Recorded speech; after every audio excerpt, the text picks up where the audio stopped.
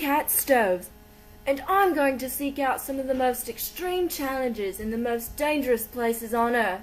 Now my challenge is to get completely lost in the middle of nowhere.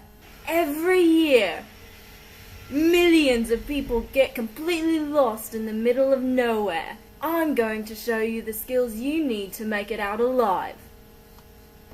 Here I am, about 250,000 feet above the ground, and I'm about to attempt this dangerous jump.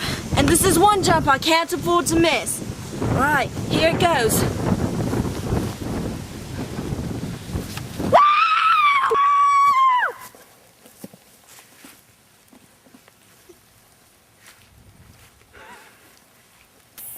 Alright, so here we are in the middle of nowhere. First step, you have to find food and water. Without that, you will not survive in the middle of nowhere. Millions and millions of people try to come here, and they don't find food or water. I know what to do. Now, there's no time to waste. Let's go find our food and water.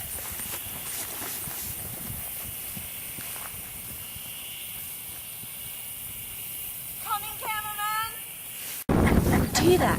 What's that noise? Wait, what's that moving up in the distance? Do you see that, cameraman? Are you getting that? I think we've just found our first food source. I think this is going to be a mighty delicious meal. You have to be very sneaky when attacking upon these birds. These are ancient Greek birds, and they have super normal hearing because the Greeks did experiments on them, and it amplified their hearing. And the point is, you have to be extremely quiet when attacking these birds.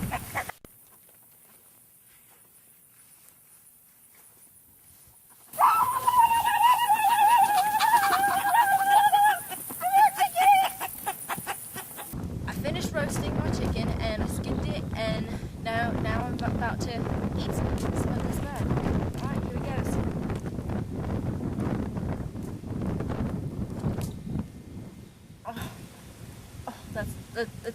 That's awful, but this is packed full of proteins and minerals and vitamins.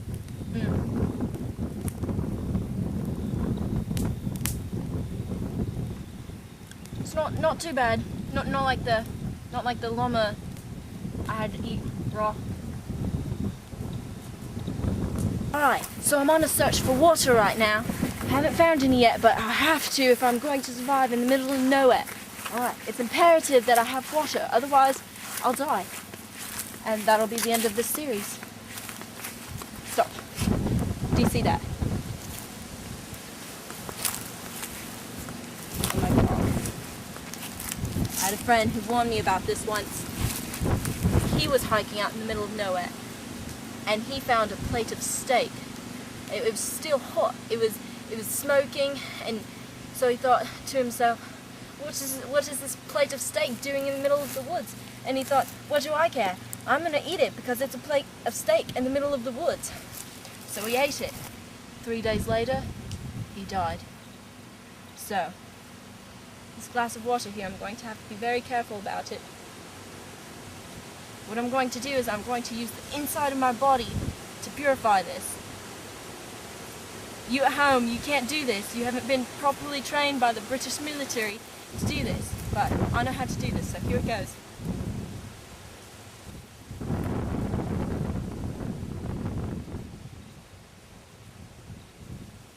Quick, cameraman, look, do you see these tracks right here? Do you see that? Do you know what that is? No, of course you don't, cameraman. I'll tell you. That's wild horse tracks. Do you see that? Look at that. The little hooves and the clompity clomp, and those are definitely wild horses. Look at that. Do you know what those are? Those are wild horses. It's amazing that there's so few wild horses left in their natural habitat, and it's just astounding that we stumbled upon them. It's a miracle. Do you see that one?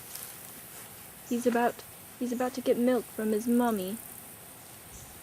It's beautiful. It's life at its best. Oh, do you hear that? That one's taking a leak. So, I think I found the road to civilization. Here we go. Alright, so I think I found the road. Now the only way to really be spotted is to lie directly in the middle of the road. So that's what I'm going to do now. Alright. Hopefully this way I'll be spotted. Now, all I have to do is wait.